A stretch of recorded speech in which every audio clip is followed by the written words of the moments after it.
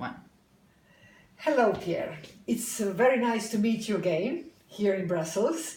And I know that VHPB had some meeting on Belgium and Luxembourg topics regarding hepatitis. Can you share with ELPA members what is the situation with these two quite wealthy countries?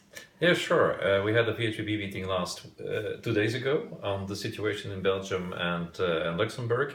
And as you said, you could expect from these countries that they are doing very well. So we were very, I would say, astonished somehow that there is still room for improvement in both of the countries in terms of elimination targets, in terms of therapy targets for patients. Just to give you some examples, for instance, we realized that hepatitis B carrier mothers are recommended to be screened during pregnancy, but clearly there is no evaluation at all. So we don't know whether we miss a certain target, we don't know whether we cover all these mothers, or whether there is still perinatal transmission in a country like Belgium or Luxembourg. So there is really there a very important recommendation to evaluate that recommendation.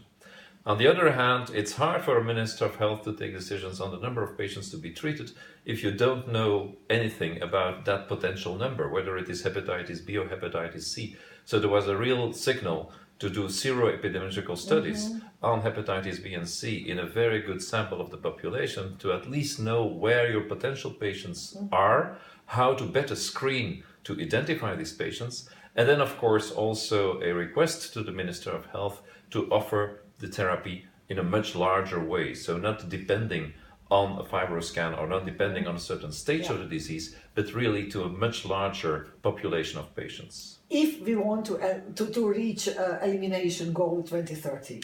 Absolutely. So the whole aim is, of course, is to assist WHO in the whole verification process of these countries and to help them reach the different objectives of that elimination goal. Thank you so much for this brief. With pleasure.